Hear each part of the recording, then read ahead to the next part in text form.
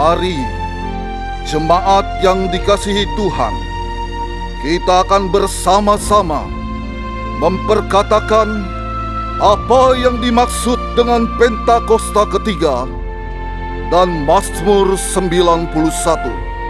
Apa yang dimaksud dengan Pentakosta ketiga?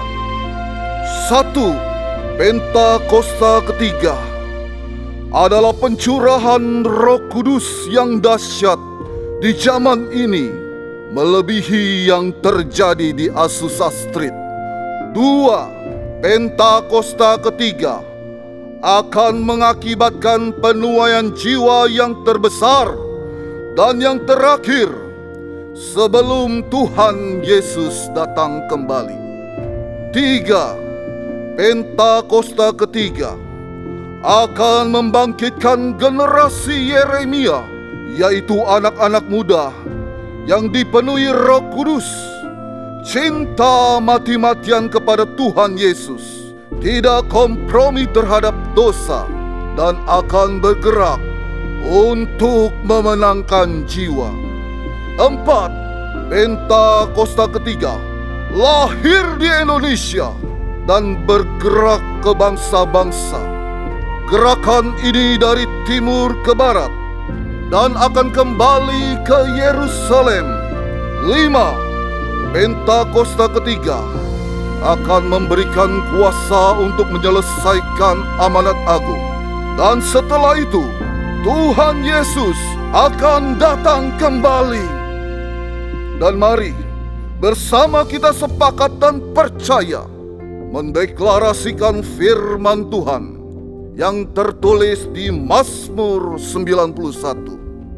Dalam lindungan Allah, orang yang duduk dalam lindungan yang maha tinggi dan bermalam dalam naungan yang maha kuasa akan berkata kepada Tuhan, tempat perlindunganku dan kubu pertahananku, Allahku yang kupercayai. Sungguh Dialah yang akan melepaskan engkau dari jerat penangkap burung, dari penyakit sampar yang busuk. Dengan kepaknya ia akan menudungi engkau. Di bawah sayapnya engkau akan berlindung.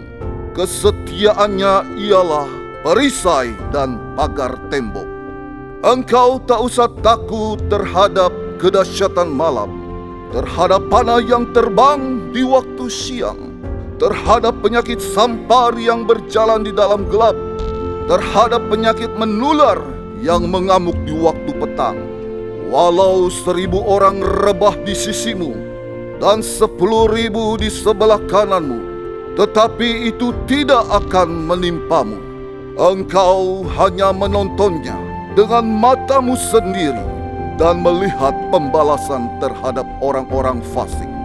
Sebab Tuhan ialah tempat perlindunganmu, yang maha tinggi telah kau buat tempat perteduhanmu.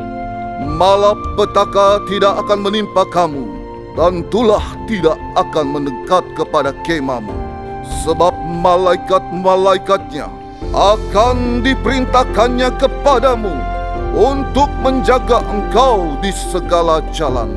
Mereka akan menatang engkau di atas tangannya, supaya kakimu jangan terantuk kepada batu. Singa dan ular tedung akan kau langkahi.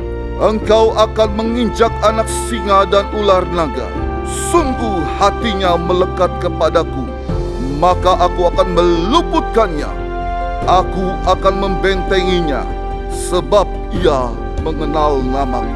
Bila ia berseru padaku, aku akan menjawab. Aku akan menyertai dia dalam kesesakan. Aku akan meluputkannya dan memuliakannya. Dengan panjang umur akan kukenyangkan dia, dan akan kuperlihatkan kepadanya keselamatan daripadaku. Haleluya! Amin. Sekali sama-sama sorakan haleluya. Sorakan haleluya. Mari berikan tepuk tangan, sorak-sorai yang terbaik bagi Tuhan dan saudara. Haleluya. Sebab kami percaya Tuhan Tuhan bertahta atas pujian setiap umatnya Tuhan. Biar di tempat ini kami umat-umat-Mu Tuhan, kami bersatu hati, kami bersama-sama meninggikan Allah yang hidup dalam hidup kami, Allah yang dahsyat dalam setiap kehidupan kami Tuhan. Terima kasih untuk kasih-Mu dalam setiap kehidupan kami Tuhan. Kami ucap syukur Tuhan Yesus. Mari sama-sama saudara, kita angkat kedua tangan kita sama-sama pada Tuhan. Sama-sama katakan, Kau yang layak, Kau yang layak,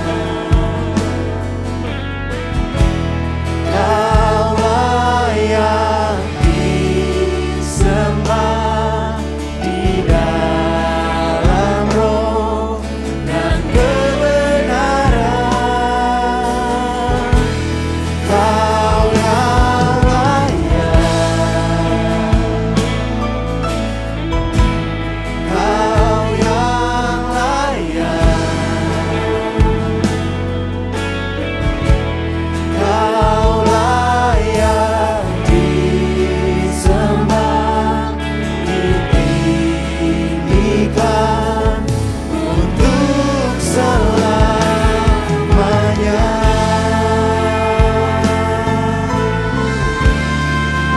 Sebab kami hidup oleh karena anugerah-Mu dalam setiap kehidupan kami.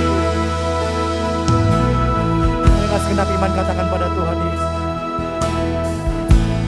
Ku hidup karena anugerah-Mu, ku hidup karena kasih-Mu. Kaulah sumber kehidupanku.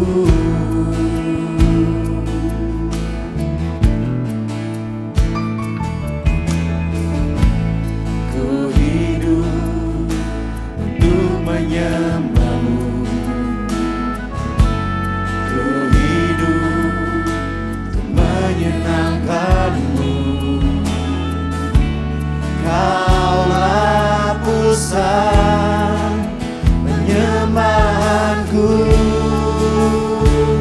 Mari bersama-sama nyatakan, Kau yang layak, Kau yang layak, Kau layak disembah di dalam roh dan kebenaran. Kau yang layak, Kau yang layak, Kau layak disembah, ditinggikan untuk selamanya. Mari berikan tepuk tangan sorak-sorai bagi Tuhan saudara. Anda akan hati bersyukur saudara. Sama-sama nyatakan ini pada Tuhan Yesus. Sama-sama katakan, ku hidup karena anugerah-Mu, ku hidup karena kasih-Mu. Kaulah sumber kehidupanku. Segenap kami datang menyembah-Mu Tuhan Yesus. Ku hidup untuk menyembah-Mu. Amin. Ku hidup untuk menyenangkan-Mu. Kaulah pusat penyembahanku. Mari sama-sama katakan, Kau yang layak, Kau yang layak, Kau yang layak. Amin Tuhan, Kau yang layak, Kau layak disembah.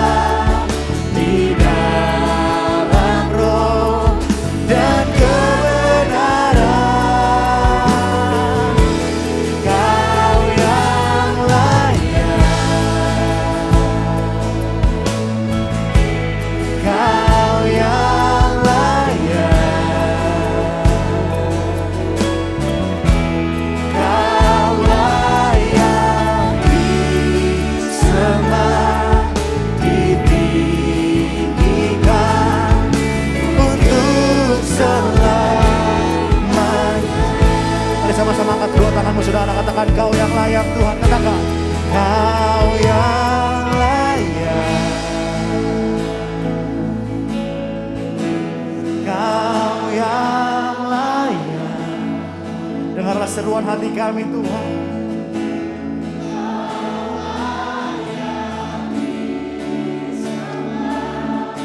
Di dalam roh dan kebenaran. Amin Tuhan, amin Tuhan. Kau yang layak, Kau yang layak, Kau layak disembah. Nyatakan untuk selamanya. Nyatakan Kau yang layak, Kau yang layak, Kau yang layak, Kau yang layak,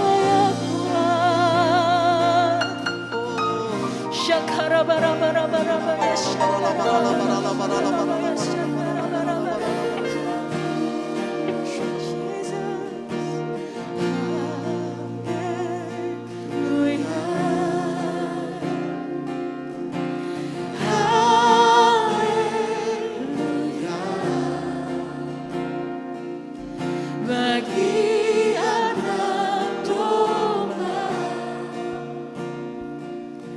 yang duduk di atas, begitu kami nyanyikan haleluya,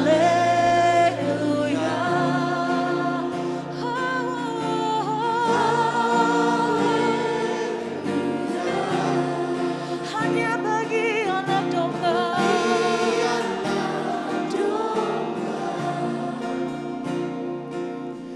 Berkuasa selamanya. Mari suarakan haleluya. Haleluya.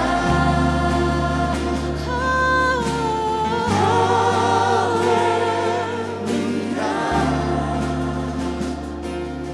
Bagi anak domba yang duduk di tahta, kami serukan haleluya,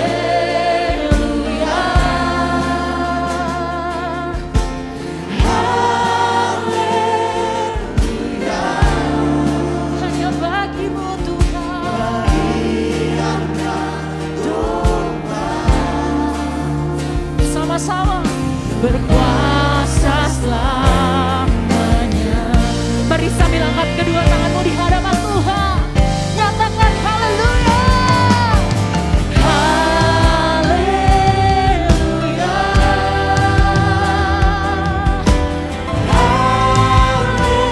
Haleluya. Hanya bagimu, bagi anak domba yang duduk di tahta,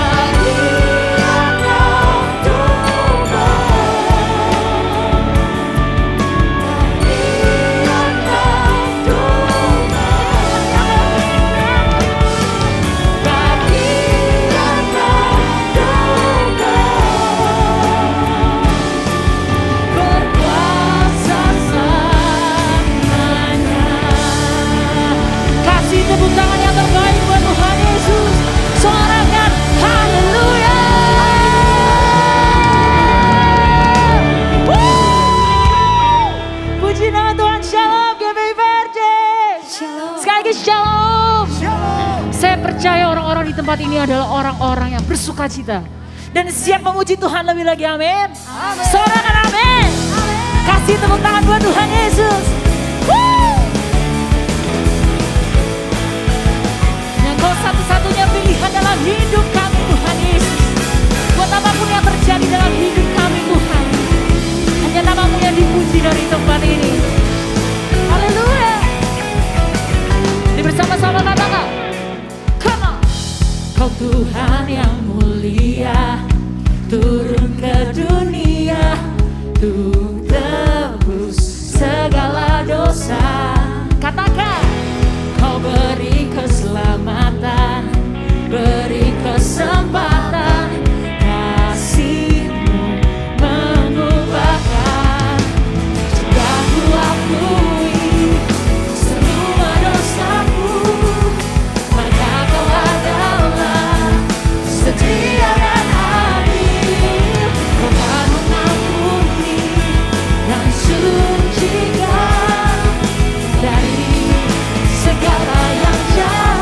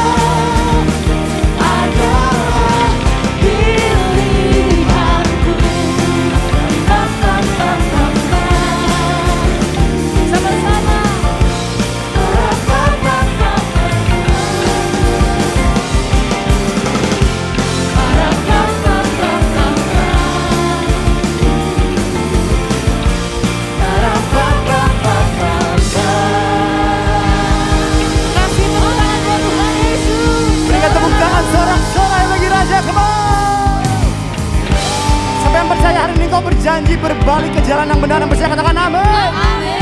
Yang siap berbalik katakan amin. Saudara percaya ada kuasa yang besar di tempat ini, amin saudara. Ada kuasa yang besar yang memampukan setiap kita, amin. Yang percaya katakan haleluya. Katakan haleluya. Tepuk tangan semua sama-sama. One, two, one, two. Oleh darah anak domba, oleh kesaksian kita. Nyatakan dengan imanmu, katakan. Dihancurkan oleh darah. Lebih semangat lagi bisa aku saudara. Come on, sama-sama katakan. Oleh darah. Oleh kesaksian kita. Kita injak-injak iblis, katakan. Kuasanya dihancurkan oleh darah anak domba. Yang percaya katakan ada keselamatan kuasa mengalir tempat ini Tuhan. Sama-sama. Sekarang telah tiba keselamatan dan kuasa.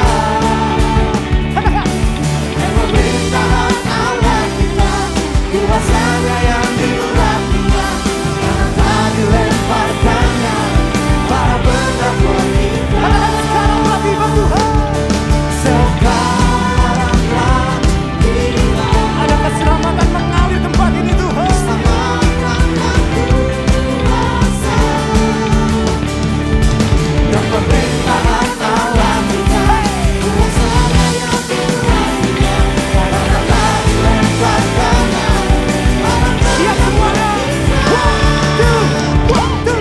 Oleh darah anak domba, oleh kesaksian kita,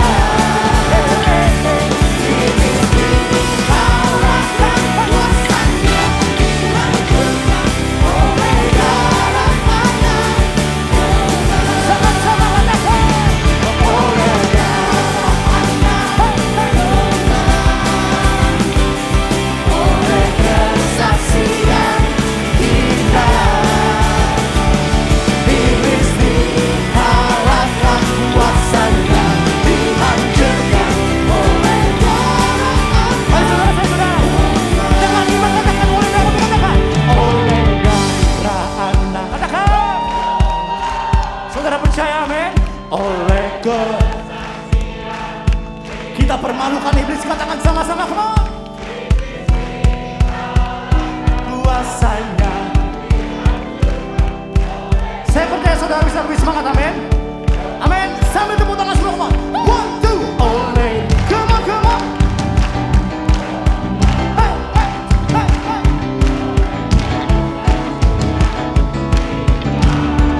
Nyatakan iblis dikalahkan.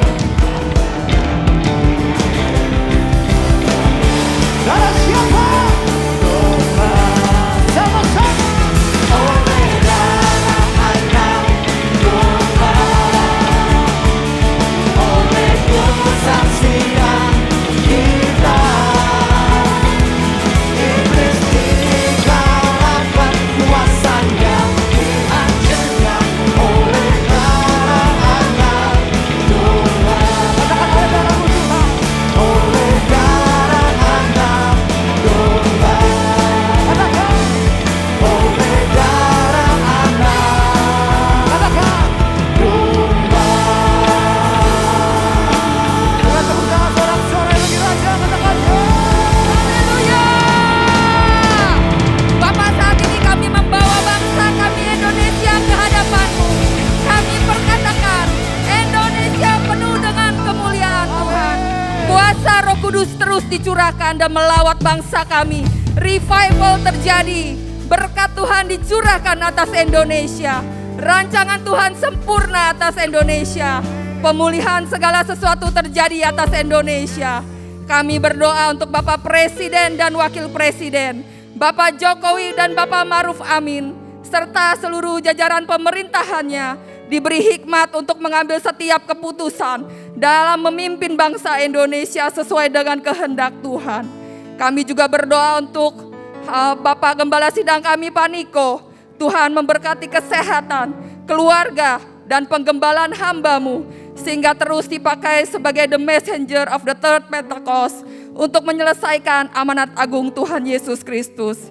Kami juga berdoa untuk Bapak Gembala CK7 Dr. Yanto. Tuhan memberkati kesehatan, pelayanan dan keluarganya.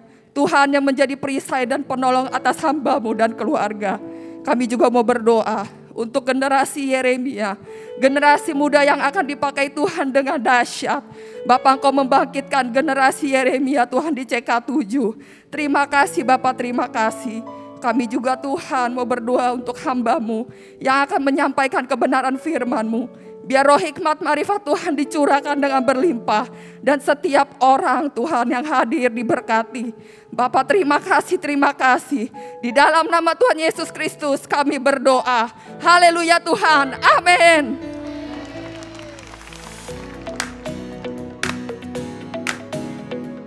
Shalom. Gembala dan seluruh pengerja CK7 serta jemaat Tuhan mengucapkan terima kasih kepada Bapak Pendeta Leonardo Syamsuri MBA MTH yang telah memberkati kita semua melalui penyampaian pesan firman Tuhan pada hari ini. Tuhan Yesus memberkati Bapak dan keluarga berlimpah-limpah. Amin. Berikut kami sampaikan beberapa pengumuman. Ibadah raya via live streaming hari Minggu tanggal 16 Oktober 2022 pukul 7, 9, 11.30, 14 dan 16.30 waktu Indonesia Barat akan dilayani oleh Gembala Sidang, Bapak Pendeta Dr. Insinyur Niko Nyotora Harjo dan disertai dengan perjamuan kudus. Ibadah raya tersebut akan disertai dengan ibadah secara online mulai pukul 7 waktu Indonesia Barat untuk ibadah anak bahasa Inggris dan bahasa Indonesia, serta tayang ulang atau rerun ibadah yang dilakukan secara onsite, Mandarin Service, 2 PM Young Professional and Couples, 316 Youth English Service, ibadah Junior Church, serta King's Kids, ibadah anak berkebutuhan khusus di channel YouTube GBI PRJ CK7. Untuk persembahan umum, kolekte, perpuluhan jemaat, ucapan syukur dan lain-lain dapat dilakukan melalui e-banking, mobile banking, ATM maupun online di website ke rekening persembahan CK7, BCA Cabang Tamrin dengan nomor akun 206 333 8222 atas nama GBI PRJ. Ibadah onsite hari Minggu tanggal 16 Oktober 2022 diadakan di GBI PRJ pukul 9, 11.30 dan 16.30 waktu Indonesia Barat, dilayani oleh Evangelis Jena Darmawan. GBI Interkon pukul 9, 11 dan 16.30 waktu Indonesia Barat, dilayani oleh Pendeta Adi Putra Hasani STH. GBI Alam Sutra Mall pukul 9 dan 11 waktu Indonesia Barat, dilayani oleh Pendeta Edi Gunawan dari Kanada. Pukul 16.30 waktu Indonesia Barat, dilayani oleh PDP Juan Alexander Lesmana BKOM. GBI PRJ Pluit pukul 9 dan 11 waktu Indonesia Barat, dilayani oleh Pendeta Dr. Yanto Simko Putra MD PhD. GBI PRJ Mandarin pukul 9 waktu Indonesia Barat, dilayani oleh Evangelis Mary Tesman. GBI HCR pukul 9 waktu Indonesia Barat, dilayani oleh Pastor JJ Simko Putra. Ibadah raya onsite di atas disertai dengan ibadah pemuda dan anak secara onsite.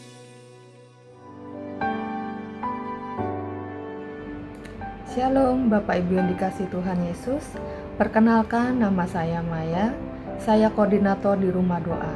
Saya ingin menyaksikan kebesaran Tuhan dalam hidup saya melalui wadah yang namanya Rumah Doa. Saya mengalami pemulihan, kelepasan, kesembuhan, dan menerima banyak mujizat dalam hidup saya di Rumah Doa. Hidup saya dipulihkan dan diubahkan Tuhan. Bahkan Tuhan memanggil saya untuk melayani orang-orang yang mengalami begitu banyak pergumulan. Percayalah Bapak Ibu, Tuhan masih bekerja sampai hari ini. Mujizat Tuhan sungguh nyata. Kuasa doa akan membawa banyak terobosan dan mujizat bagi hidup Bapak Ibu. Saya secara pribadi sudah mengalaminya. Mari kami tim Rumah Doa mengundang Bapak Ibu semua mengalami kasih dan kuasa Tuhan di Rumah Doa. Ada tim Rumah Doa yang siap melayani dan mendoakan Bapak Ibu. Datang dan terima mujizat Tuhan. Tuhan Yesus memberkati.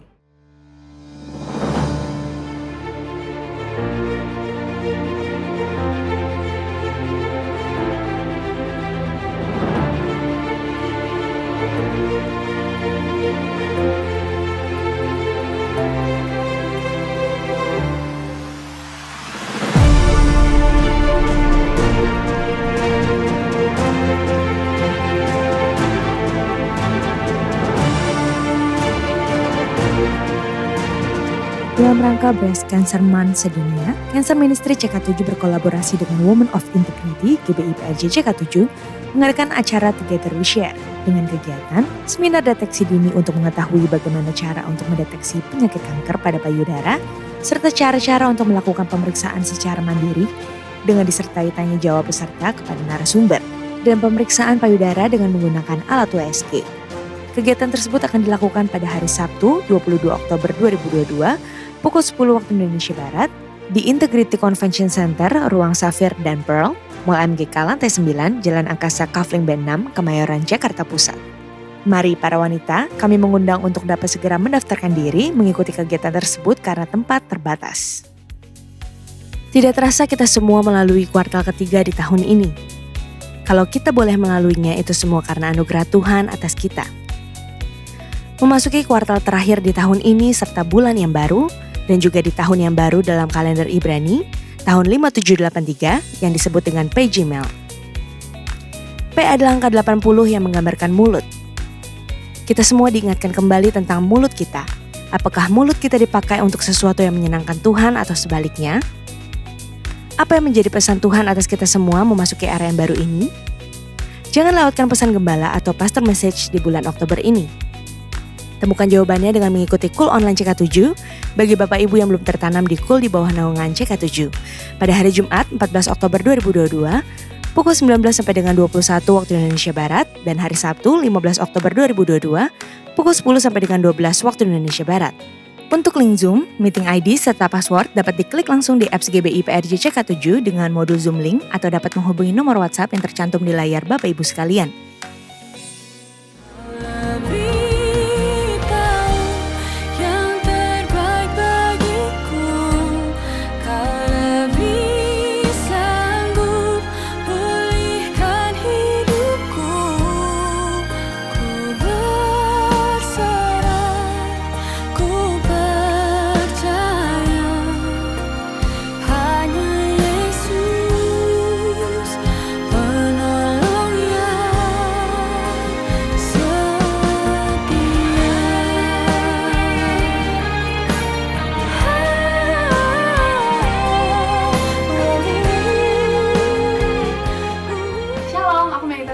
Mari bersama-sama kita memuji dan menyembah Tuhan dalam Praise and Worship Night GBI PRJ CK7 hari Rabu 12 Oktober jam 7 malam.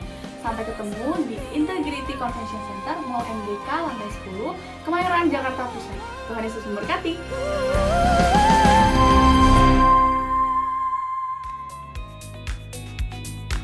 Unit pelayanan jemaat CK7 akan mengadakan baptisan air. Pendaftaran mulai tanggal 2 sampai dengan 19 Oktober 2022. Pendaftaran melalui www.gbiprj.org atau di counter sekretariat di depan ruang ibadah. Dan pelaksanaannya pada hari Sabtu 22 Oktober 2022 pukul 8.30 waktu Indonesia Barat.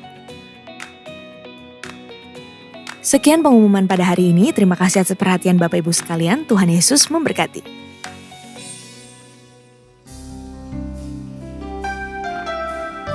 Biar hari ini semuanya hanya tentang Tuhan Yesus. Semuanya hanya untuk Engkau Tuhan. Sebab itu hari ini kami ada di tempat ini untuk menyenangkan Engkau Tuhan Yesus. Terima kasih Tuhan. Ini setiap hati kami.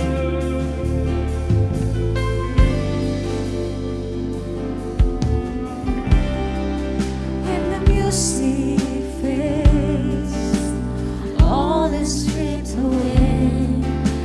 I simply come, longing just to be something that's a word that will bless your heart. I'll bring you more than a song, for a song in itself is not what you have required. You search much deeper within, through the way things appear. You're looking into my heart. I'm coming back to the heart of worship, and it's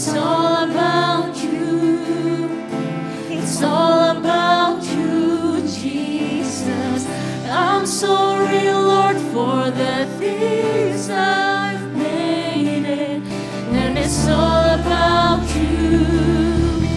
It's all about you, Jesus. It's all about you, Jesus.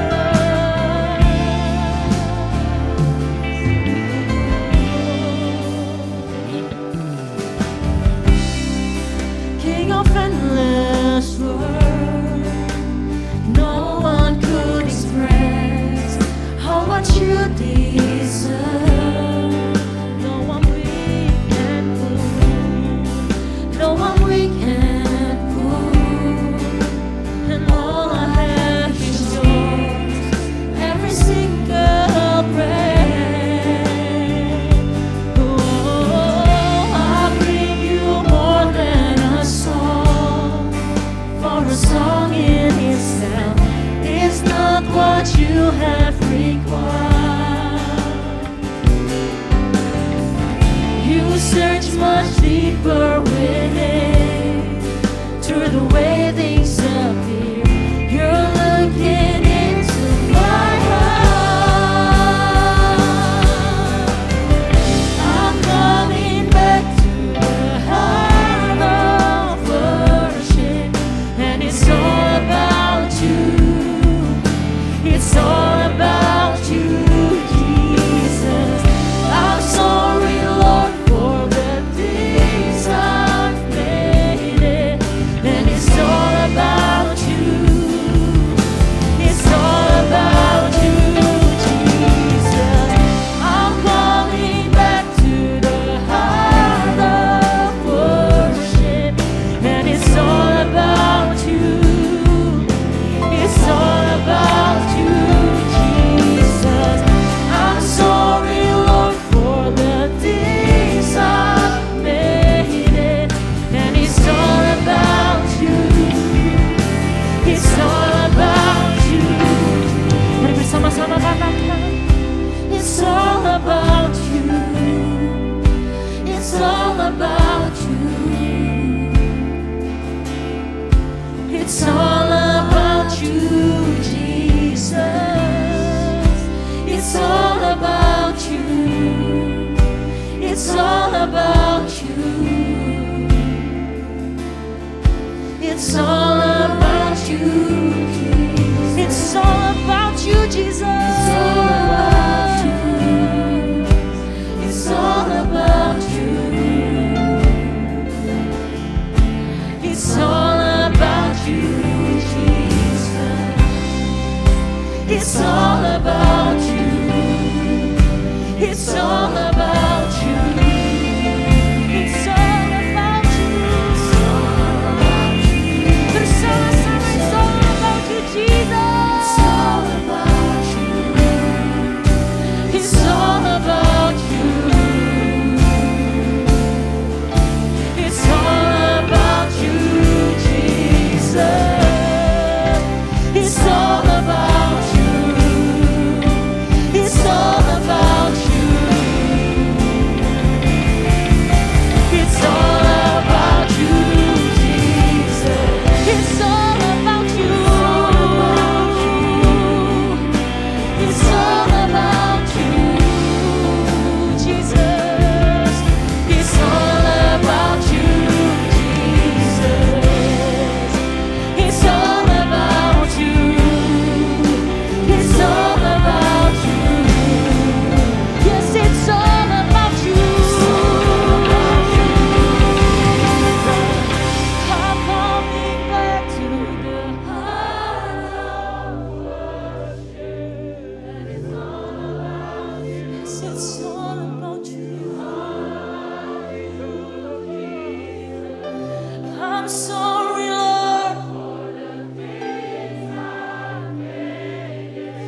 and it's all about you. It's all about you. I'm coming back to the heart of worship.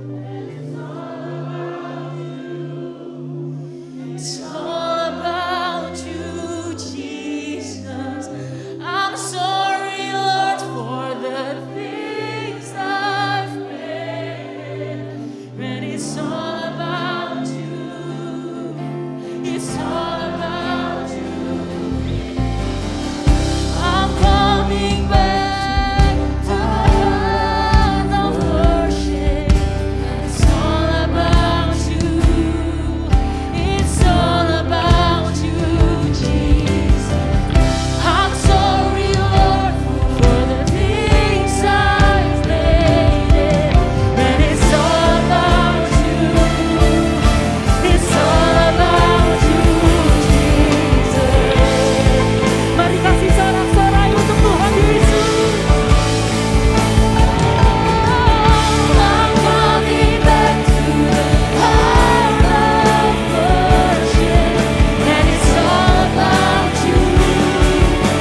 It's all about you, Jesus. I'm sorry, Lord, for the things I've made it, and it's all about you. It's all about you, Jesus. I'm coming back to the heart of worship, and it's all about you. It's all about you, Jesus. I'm sorry, Lord, for the things I've made it, and it's all about you. It's all about you, Jesus. It's all about you. It's all about you. It's all about you, Jesus. It's all about you. It's all about you. It's all about you,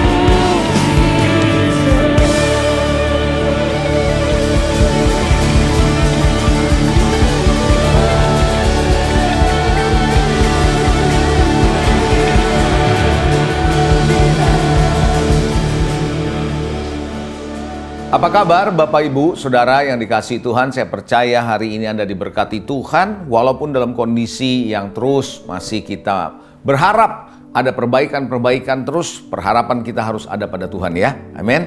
Hari ini saya akan berbicara mengenai hati seorang murid. Sadar atau tidak sadar Saudara, kita sebagai orang Kristen tidak boleh hanya jadi pengikut, tapi kita harus jadi seorang murid.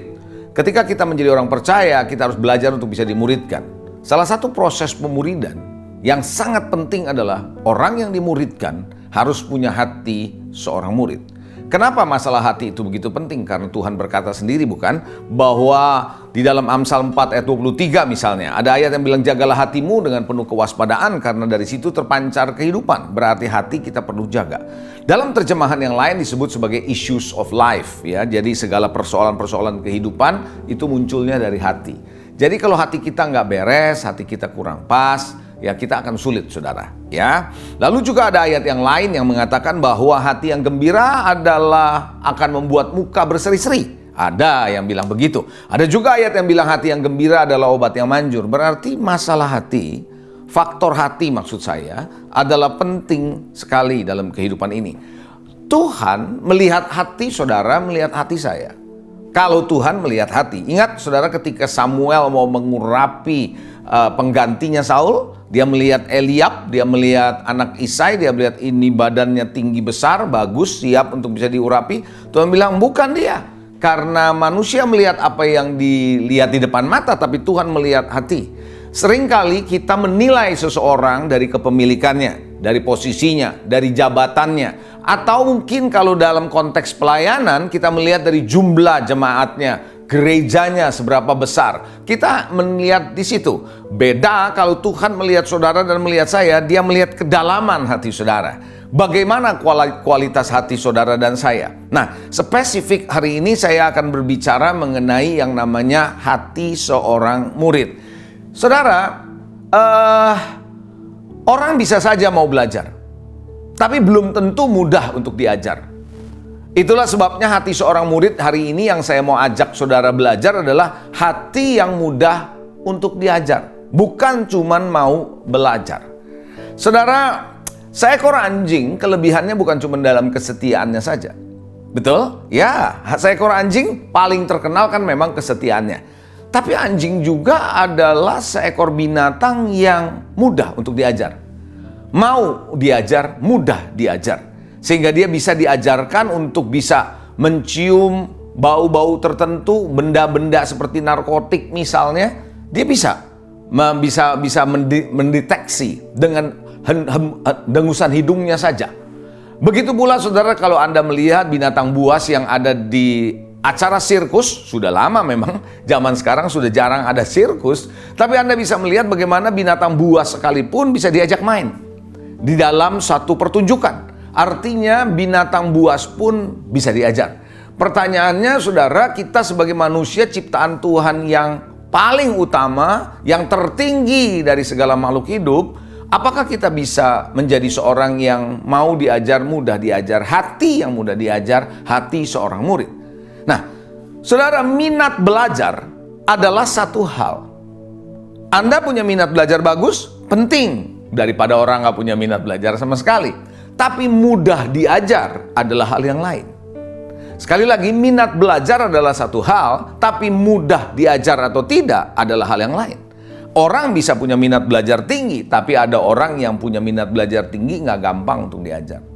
Ya, saudara, yang terpenting kalau Anda perhatikan saudara, bukan tentang apa dan bagaimana Anda belajar. Saya ulangi, yang terpenting bukan apa dan bagaimana Anda belajar sesuatu, tapi tentang Anda menjadi apa setelah belajar. Jadi gini loh saudara, kita bisa banyak belajar, apalagi sekarang di zamannya semua online ya. Semua bisa kita akses ya di YouTube segala macam. Kita bisa saja belajar, apa saja kita bisa belajar, bagaimana kita belajarnya bisa saja. Tapi persoalannya setelah kita belajar, kita jadi apa? Kita berubah jadi apa? Kita menjadi apa setelah belajar? Kuncinya bukan cuma sekedar belajar. Saudara tahu bangsa Yahudi adalah bangsa yang cerdas. Oh iya, terkenal ya. Di seluruh dunia orang Yahudi kan otaknya luar biasa, otaknya encer. Pinter semua, cerdas semua.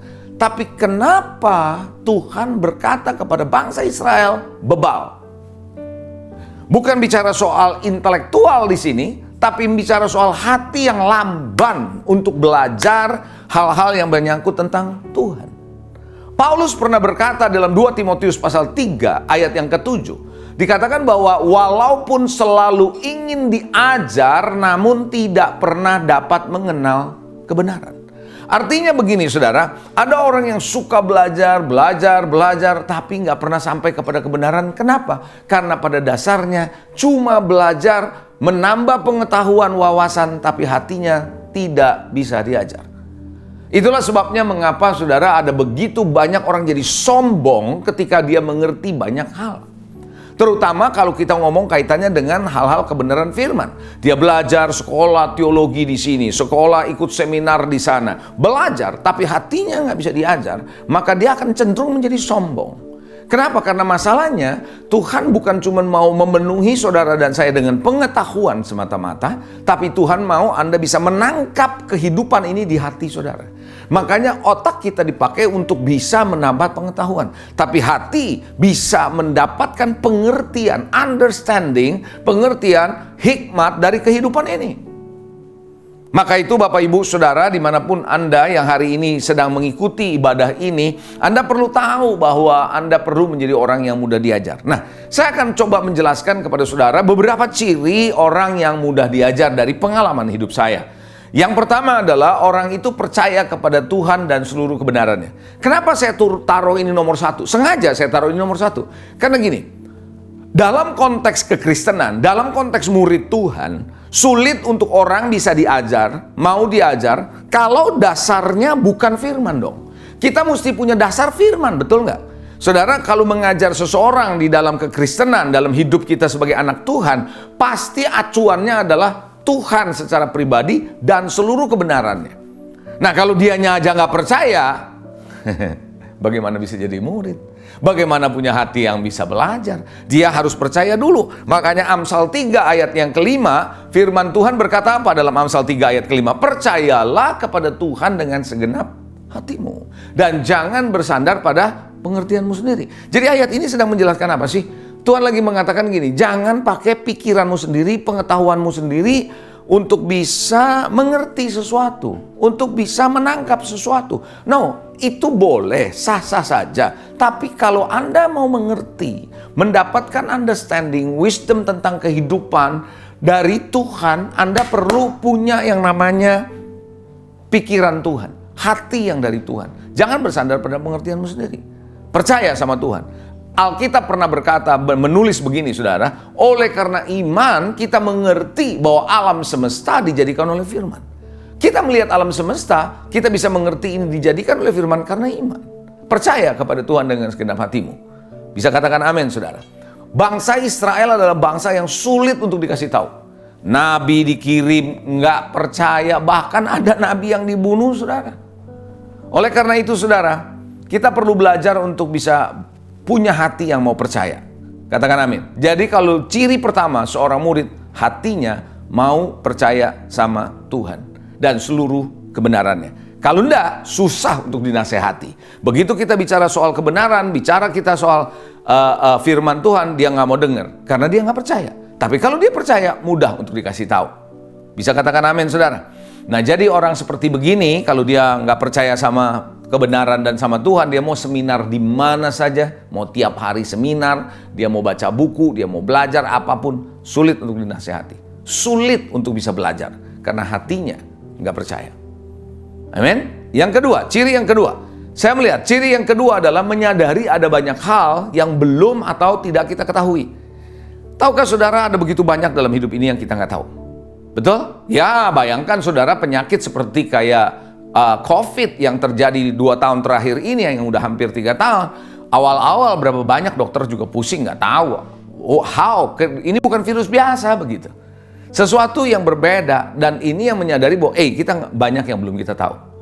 Oleh karena itu ada firman Tuhan dalam Yohanes 21 ayat 25 bilang apa? Masih banyak hal-hal yang lain yang diperbuat oleh Yesus, tetapi jikalau semuanya itu harus ditulis satu persatu, agaknya dunia tidak dapat menulis semua kitab yang harus ditulis itu.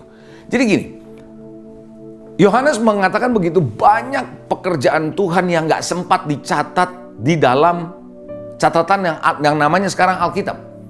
Saudara, artinya di luar itu masih begitu banyak yang realitasnya ada tapi tidak tercatat.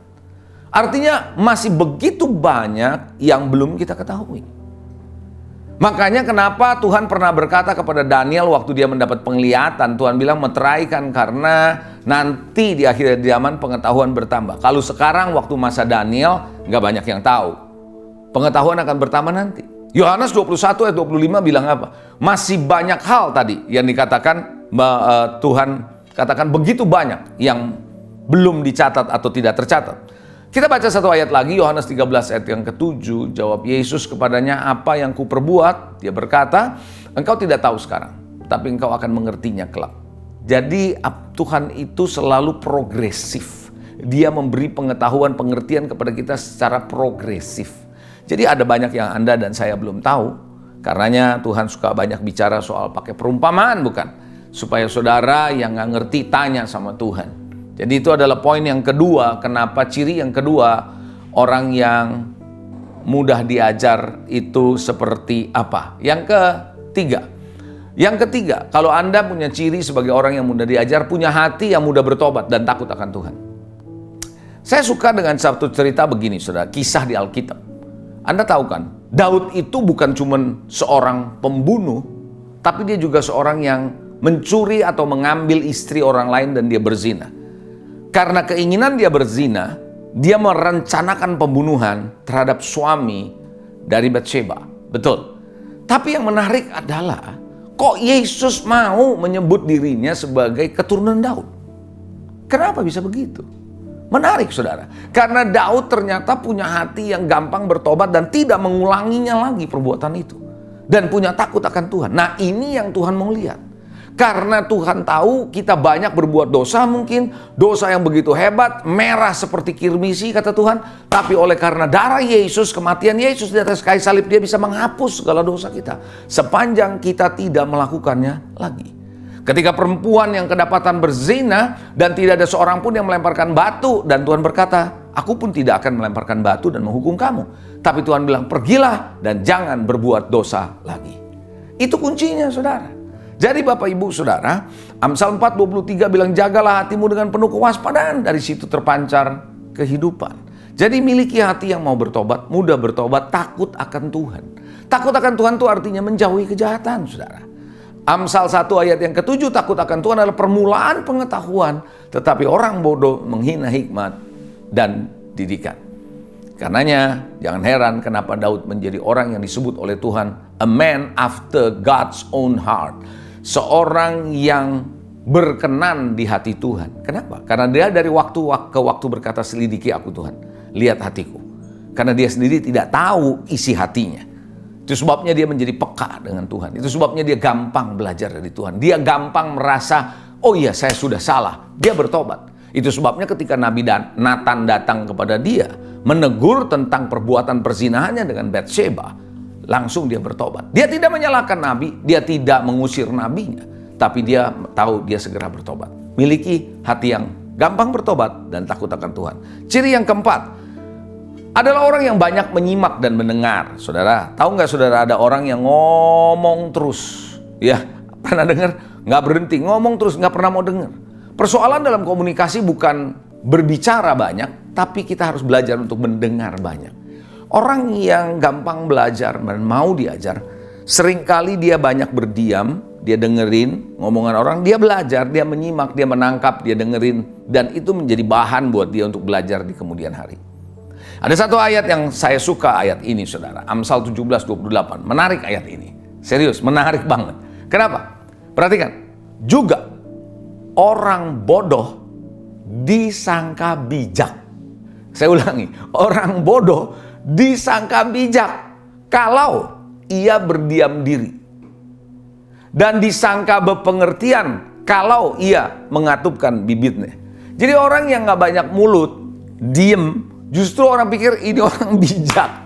Justru orang pikir, wah ini orang ini berpengertian, punya pengalaman. Ketimbang ngoceh sana sini. Kan bukankah ada orang bilang begini, tong kosong nyaring bunyinya. Nah saudara, justru orang yang diem gitu ya, dengerin, justru bilang bijak. Saya pikir memang bijak sebenarnya. Dia mau menangkap tuh apa yang ngomongan orang lain, dia belajar buat dirinya sendiri. Jadi itu adalah yang keempat, ciri yang keempat, dia menyimak, banyak mendengar. Yang kelima, ciri orang yang mudah belajar dan mudah diajar adalah mengerti bahwa proses penajaman dan pendewasaan itu penting buat hidup dia. Jadi gini loh saudara, kalau Anda menjadi orang yang mau belajar ya, dan mau diajar gitu ya, saya percaya gini, proses interaksi dengan sesama, masalah-masalah yang kita hadapi, kehidupan, tantangan, persoalan yang kita hadapi, akan dilihat sebagai proses untuk mendewasakan, proses untuk menajamkan dirinya. Amsal 27 ayat 17 bilang apa? Besi menajamkan besi, manusia menajamkan sesamanya, orang menajamkan sesamanya.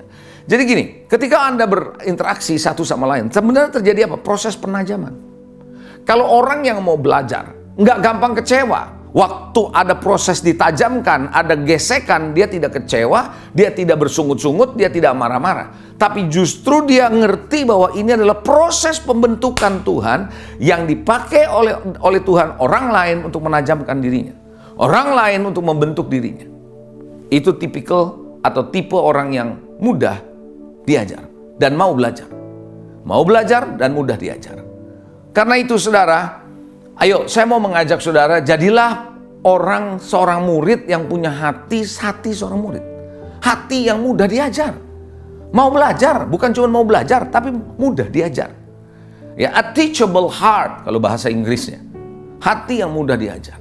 Saudara, percayalah Anda akan suka dengan staff, dengan orang, tim pelayanan yang mana orang-orangnya mudah diajar. Gampang dikasih tahu, gampang bertobat, gampang belajar. Gampang mau mengerti, saudara. Ya. Nah, sekarang bagaimana caranya terakhir supaya saudara dan saya bisa menjadi orang yang mudah diajar? Anda siap? Yang siap katakan amin. Puji Tuhan. Ya, yang pertama, jangan biarkan kekecewaan, kepahitan, dan kebencian menguasai hati. Saudara, masalah kepahitan, masalah kekecewaan, masalah kebencian itu justru menjadi penghambat hati kita justru jadi keras. Hati kita menjadi tidak mudah untuk diajar karena kekerasan hati yang timbul akibat kecewa, pahit, benci. Hati-hati. Saya dapati saudara, dari pengalaman saya sebagai seorang hamba Tuhan, orang-orang yang banyak ngalamin kekecewaan, entah dengan sahabat, entah dengan orang tua, apalagi kalau dia kecewa, dia pahit, dia benci sama gereja, waduh udah paling susah dah. Itu udah paling susah. Kenapa? Karena dia akan sulit dinasehati, sulit didekatin, karena penuh dengan kekecewaan. Hatinya sudah mengeras. Hati-hati saudara. Makanya di dalam Ibrani 12 ayat 15 bilang apa?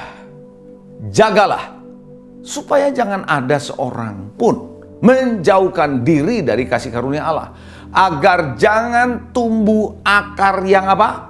Pahit. Nah, kalau udah timbul akar pahit, dia bilang menimbulkan kerusuhan, mencemarkan banyak orang. Tahu nggak saudara, orang yang pahit hatinya pasti ngomongannya pahit. Orang yang hatinya terluka pasti ngomongannya melukai orang lain. Pasti. Karena dari dalam hati keluar omongan.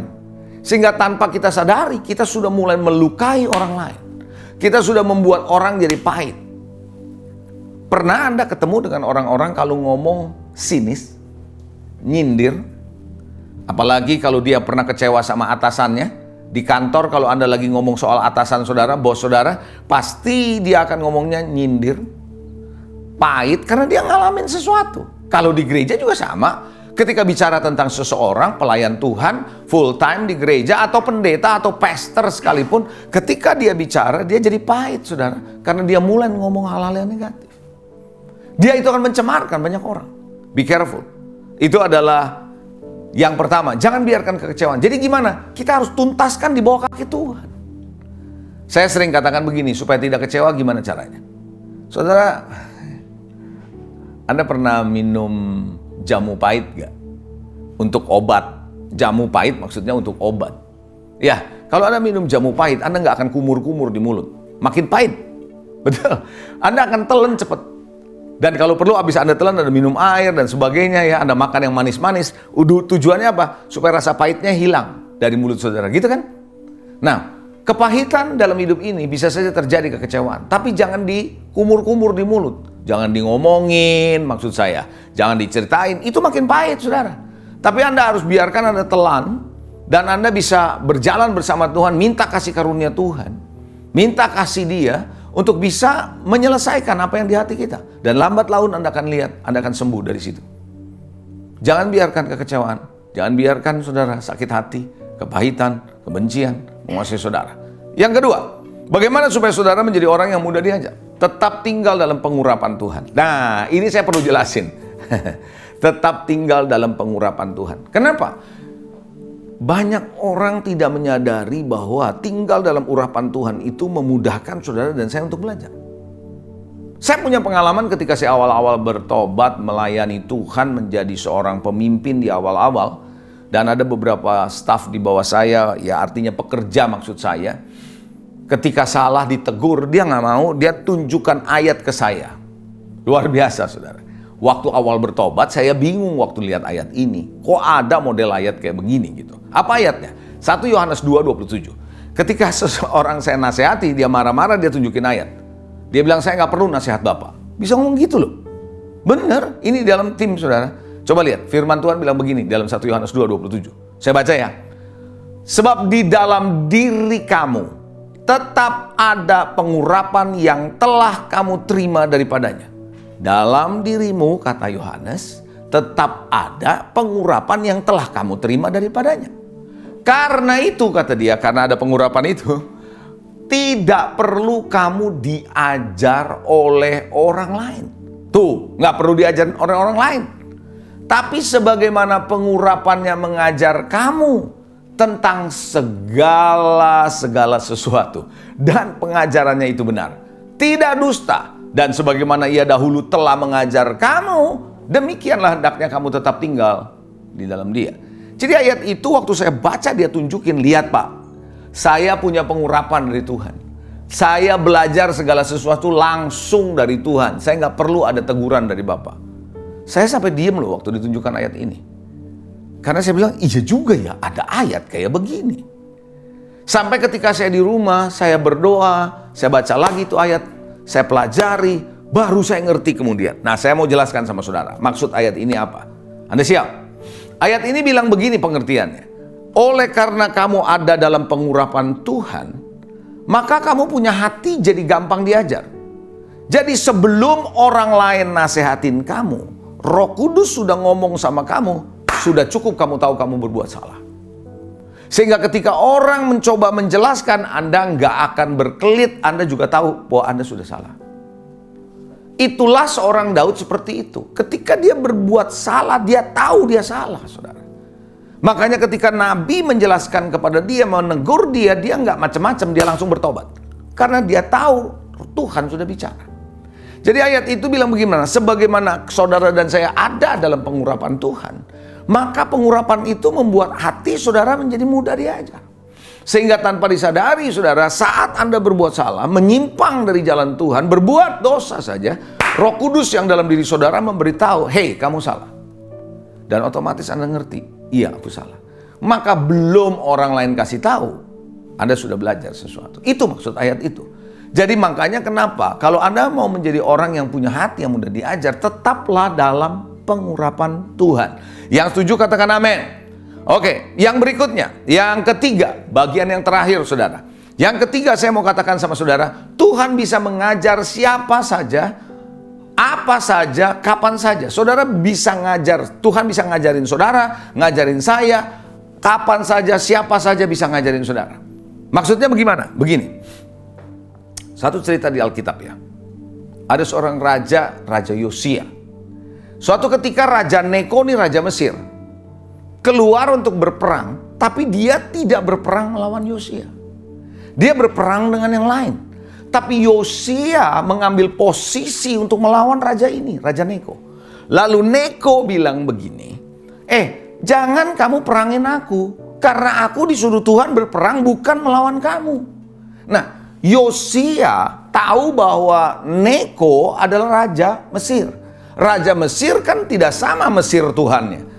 Tuhannya dia beda, Yosia adalah Jehovah. So, dia nggak mendengar itu nasihat dari Tuhan sebenarnya. Dan dia tetap memaksakan diri untuk berperang. Dan dia menyamar. Dan apa yang terjadi? Akhirnya panah-panah musuh mengenai dia dan mati Yosia. Nah, kadang-kadang gini. Kita tuh tidak menyadari bahwa ada orang yang tidak kita nggak sangka-sangka Tuhan pakai untuk mengajar kita. Jadi kalau orang yang mau belajar untuk mempunyai hati yang gampang diajar nih, dia selalu peka, dia selalu waspada, dia selalu perhatikan jangan-jangan orang ini dipakai Tuhan untuk negur dia atau nasihatin dia. Suatu hari saudara, ada yang namanya di Alkitab diceritakan seorang bernama Simei. Penduduk biasa, ketika Daud lagi keluar bersama panglimanya, lagi jalan, tiba-tiba Simei mengutuki Daud. Daud itu raja. Itu Simei, penduduk biasa, mengutuki Daud.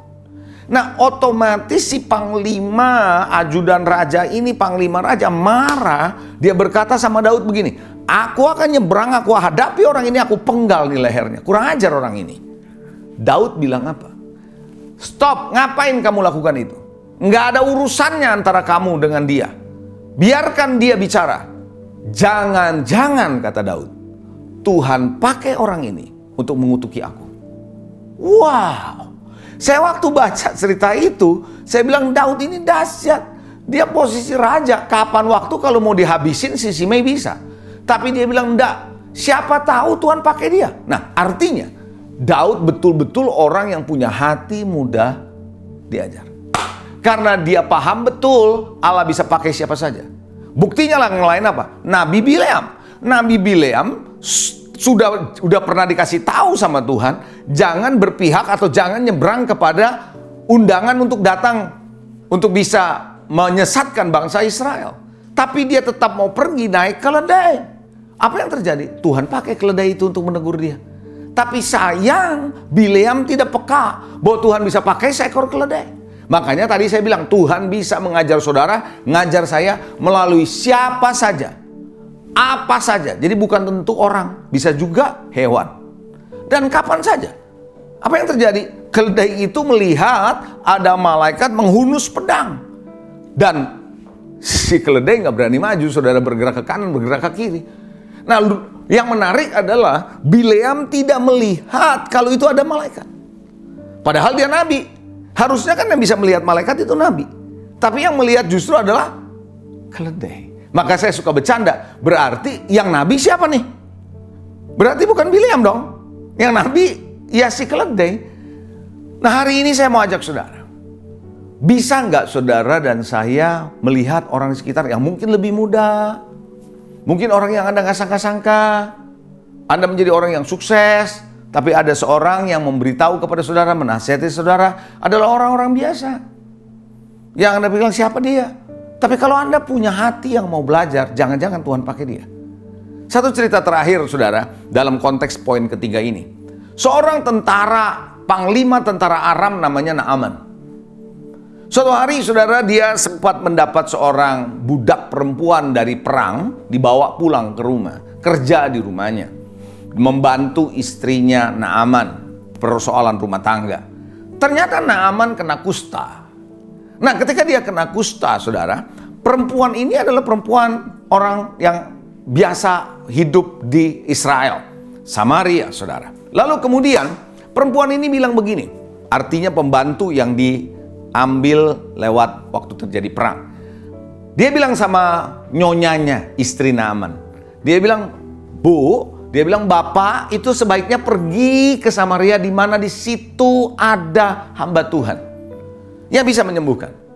Saudara, kalau cuma dilihat siapa sih dia?